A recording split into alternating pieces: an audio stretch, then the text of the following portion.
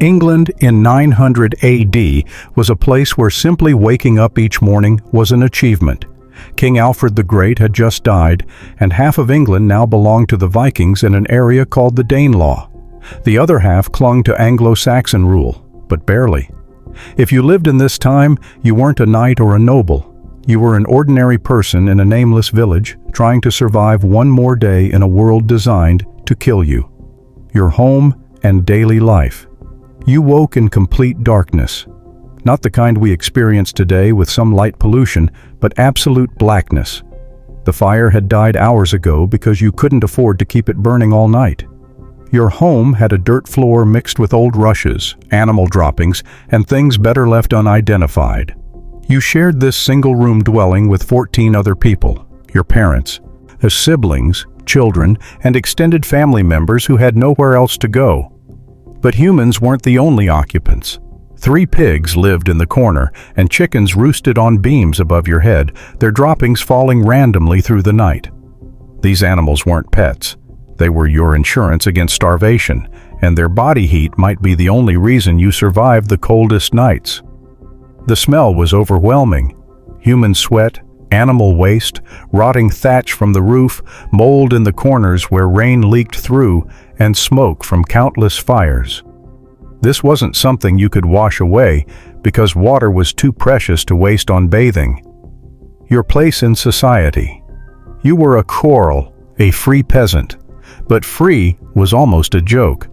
Yes, you were better off than slaves taken in Viking raids, but your freedom came with crushing obligations. You owed military service to your lord whenever he demanded it, which was often. You owed food rents, labor, and loyalty that could easily get you killed. Above you were the thanes, warrior nobles who owned the land, then the ealdormen who ruled entire regions, and finally kings whose faces you'd never see. None of them cared whether you lived or died. You were just a number in their calculations, a body for their armies, a source of food for their tables, and silver for paying off raiders. Your children would inherit this exact same position, not because it was written down anywhere, but because there was simply no other option for farmers with no money, connections, or weapons. The endless work started before sunrise because daylight was precious. You didn't work by the clock. Mechanical clocks wouldn't exist for another 400 years. You worked out of pure desperation. In spring, you plowed with an ard, basically a pointed stick with maybe an iron tip if you were lucky. It didn't turn the soil properly, it just scratched the surface. You'd walk behind it for 12 hours straight, your back screaming and hands bleeding, because if you didn't, you'd starve in winter. You grew mostly barley, some rye and oats. Wheat was for lords and churches, not for you.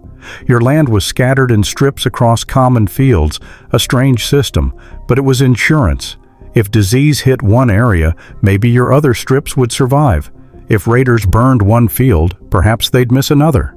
Summer meant endless weeding, bent over in the heat from dawn to dusk. But your children worked beside you as soon as they could walk because there was no such thing as childhood here, only small workers and large workers. Harvest was the most terrifying time because it determined not just your survival, but whether your lord got his due. You cut every single stalk of grain by hand with a sickle, racing against rain that could destroy everything. You worked from dawn until you literally couldn't see, sometimes sleeping in the fields because walking home wasted precious cutting time. Everyone worked, women, men, children, elderly, because if the harvest failed, people would die. The Vikings knew this timing too and deliberately raided during harvest when you couldn't defend yourself and cut grain simultaneously. What you ate, barely. After 12 brutal hours of work, you ate what barely qualified as food. Your diet centered on black bread, dense as wood, made from barley or rye mixed with whatever hadn't rotted. Sometimes ground peas, sometimes chestnuts or acorns in desperate years. It tasted like soil and sourness. With bread came pottage, a thin, gray porridge of grain boiled in water. If you were extremely lucky, there might be a piece of bacon for flavor, but just one piece passed around and rubbed on the pot's edge to leave a memory of meat rather than actual meat. You might have onions, leeks, or cabbage when your garden produced, which wasn't often since your best land had to grow grain for rent. Meat was complicated. You had chickens, but eggs were more valuable than the chickens themselves. You had pigs, but they were for payments and emergencies. Hunting was forbidden. The forests belonged to lords, and poaching meant mutilation or death. You ate twice daily, morning and evening.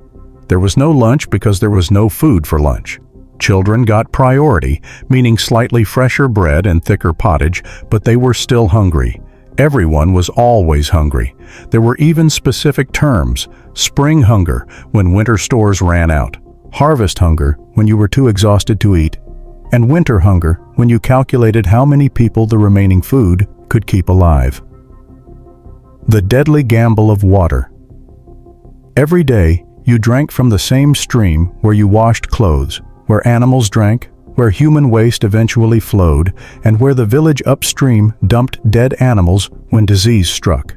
You knew water could kill. Everyone knew someone who drank from the wrong stream and died screaming as their bowels turned liquid. Shish, but what choice did you have? Clear water was actually the most dangerous because it could carry invisible death. Fever that made children convulse, flux that emptied entire villages, mysterious sickness that turned strong men into skeletal ghosts in 3 days. You tried remedies you didn't understand, boiling water when you could afford fuel, adding vinegar or wine if you had any, praying over it. But mostly, you just drank and gambled. Every cup was a dice roll with death. The Viking terror Vikings weren't distant raiders. They were your neighbors. The Danelaw might be just 10 miles away. Young Viking warriors needed wealth to buy land back home, silver for bride prices, and reputation to matter in their world. Your village provided all three. They usually came in pre-dawn darkness, 20 to 30 men if you were unlucky, 5 or 6 if you were very unlucky, because small groups were desperate, and desperate men don't take prisoners. The first warning was the animals reacting differently, but by then, it was too late. You had 2 choices: run or hide. Fighting wasn't an option. You had a knife for eating and maybe a wood axe. They had swords, spears, shields, and years of training.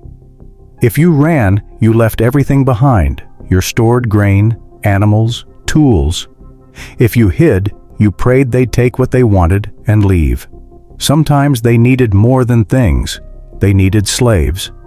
Young women brought the highest prices. Children could be trained. Strong men worked until they died. The elderly and infirm were worthless, and worthless people often didn't survive the visit. The aftermath was worse than the attack. Your stored grain was gone. Winter was coming. Oh, your animals were taken. Your tools broken or stolen. Your neighbor's daughter was on a ship to a slave market. Your brother was dead, and you still owed your lord the same rents and service. Some villages never recovered and became ghost towns. Religion and suffering. God was watching you. This wasn't faith, it was fact.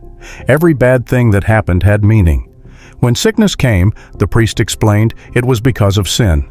Maybe your sin, maybe your father's, maybe the village harbored a witch. The specific sin didn't matter. The sickness was proof of guilt. This belief shaped everything.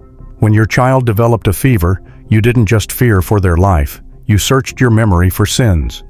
The church offered solutions: prayer, fasting, pilgrimage if you could afford it, as confession if you could find a priest who spoke your language. Many only spoke Latin. But mainly, the church offered explanation. Your suffering had purpose. Your death had meaning. Your pain was temporary, but your soul eternal. This created a terrible trap.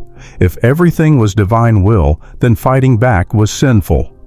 If Vikings were God's punishment, resistance was rebellion against heaven. The system perpetuated because questioning it meant questioning God, and that was the one thing you couldn't survive. Women's lives. If you were born female, your survival path was even narrower. You woke earlier than men because fires didn't light themselves, and slept later because tomorrow's bread had to be started tonight.